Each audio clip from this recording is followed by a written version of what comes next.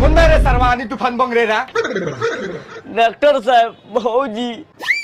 भौजी देखे में तो छावरा लगा तारे नानू डॉक्टर साहब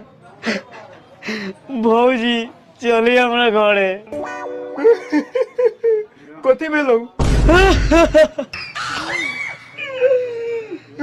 एक 2000 के दवाई लगता हूँ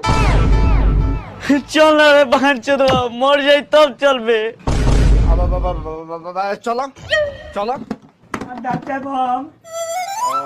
तू जो दूसरा दुकान में दिखा लिए 50 के फेर में हम ना रही महंगा गौ की भेटा गेल बा